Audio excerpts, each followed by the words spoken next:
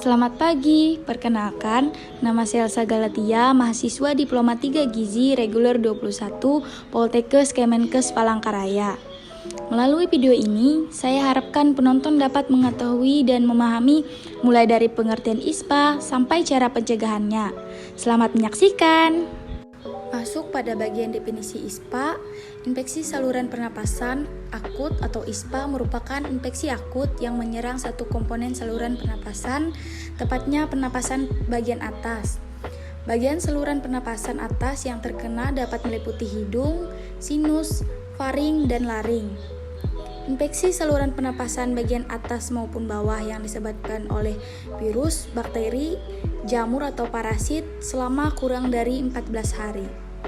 Gejala dan tanda umum penyakit ISPA yaitu meliputi dari demam, sakit kepala, nyeri tenggorokan, hidung buntu, pilek, batuk, napas cepat dan dalam, suhu tubuh meningkat, penarikan dada, gambaran paru tidak normal, pemeriksaan darah tidak normal.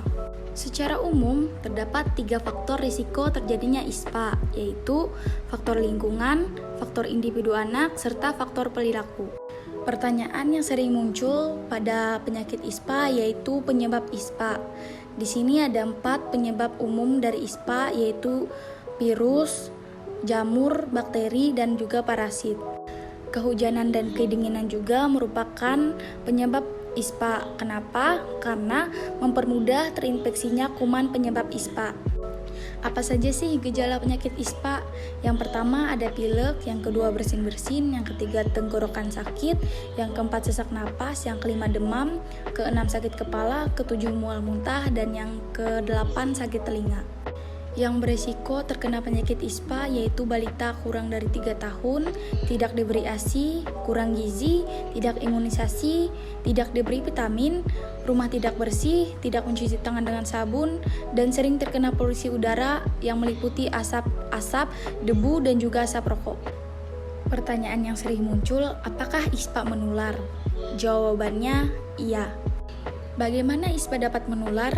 ISPA menular melalui udara karena mencakup dari batuk, bersin, atau bernapas. ISPA dapat ditularkan pada orang lain bila orang tersebut terhirup udara yang ada kuman tersebut.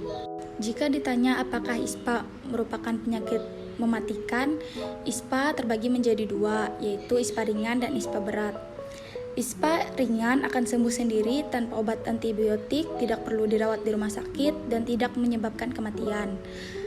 Berbeda dengan ISPA berat tidak akan sembuh sendiri, butuh obat antibiotik, harus dirawat di rumah sakit, dan bisa menyebabkan kematian.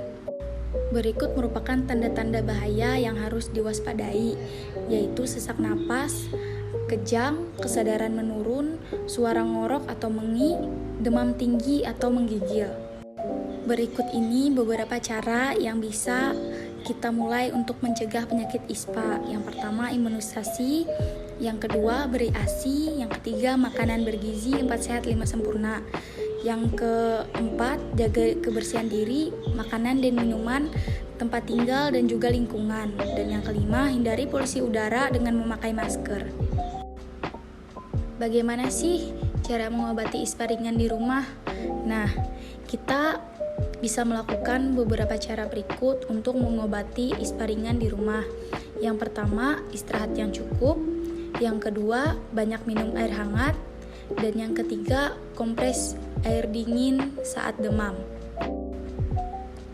Jika ada kerabat kita atau saudara kita yang terkena ISPA berat, kita dapat mengobatinya dengan cara bila sesak napas, jangan diberi makanan dan minuman, dan segera bawa ke puskesmas dan rumah sakit terdekat agar dapat ditangani lebih lanjut.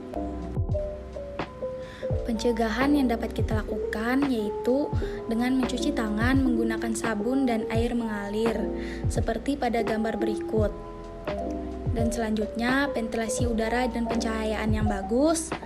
Selanjutnya, kebersihan rumah dan lingkungan juga sangat penting untuk kesehatan dan juga untuk menghindari kita dari penyakit berbahaya lainnya. Demikianlah yang sudah dapat saya paparkan mulai dari definisi hingga cara pencegahannya. Semoga kita semua bisa hidup sehat, bersih, aman, dan nyaman. Terima kasih.